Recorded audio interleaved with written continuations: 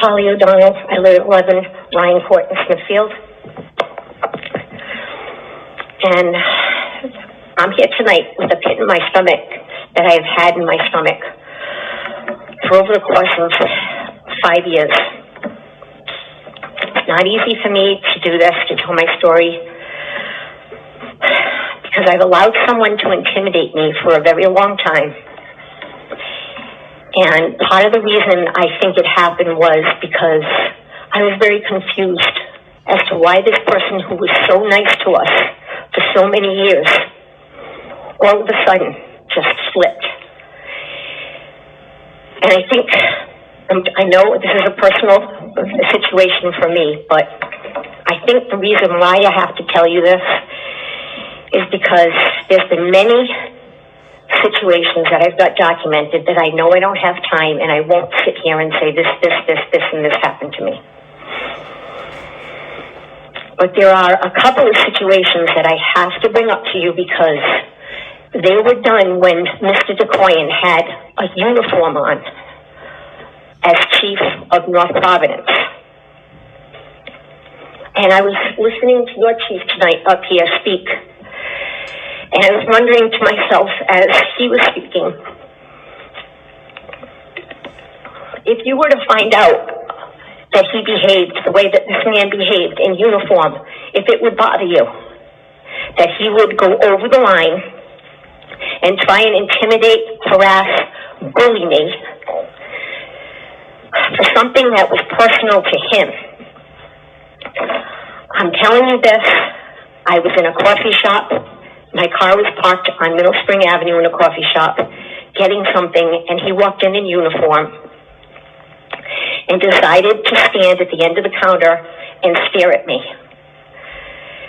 And I know it doesn't sound like it's any big deal to anyone here, but given the prior 3 years of what I've been dealing with him, to have him just come in, find my car in his uniform, and stand there and stare me down, and then after I left in my car, came and walked in front of my car and smiled, the smile that he loves to smile at me to let me know that I got you again.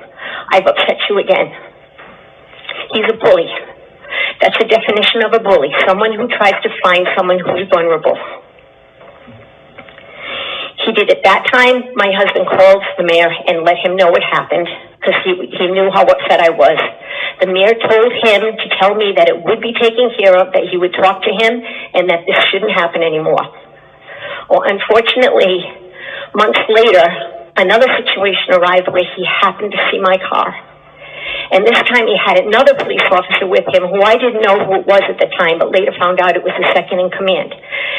And the second in command didn't know who I really was.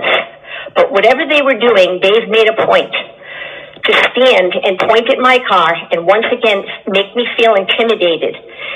And I have to explain to you, my husband's been in the business all these years. My son's in the business as well. I have many friends who are police officers.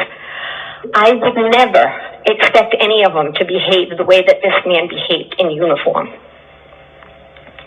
I called Charlie myself.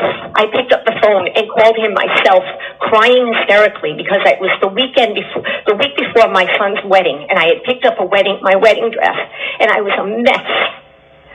And he assured me that he was going to talk to him again, and that it shouldn't happen anymore.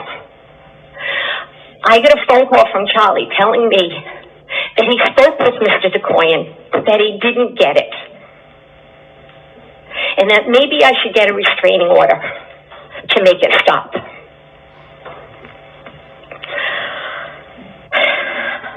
I wish I had gotten a restraining order now, because now I know I don't have the leverage that I probably could have had. But I have to tell you, I have to tell anyone here tonight who will listen to me, at least this is makes me feel somewhat a little bit better, that I've finally gotten to a point where I'm not going to allow him to intimidate me anymore. And that's why I had to come tonight and just talk to everyone. And I know, Susie, I know you and I spoke. I know I spoke with you, Angelica. Oh, I'm sorry. I spoke with Mr. Lawton. I spoke with you on the phone. And at that time, that's all I could do. If I could have come and stood before someone at that point, I would have, but I didn't have the strength then. It's taken me a long time to get to this point. I have all this paperwork, and we had written everything down. I can't read all this. I know I can't do that. I don't want to make it sound like I'm just up here badgering someone personally, but I'm just telling you that this man has power, and he abuses it when he has the power. And I want you to rethink that.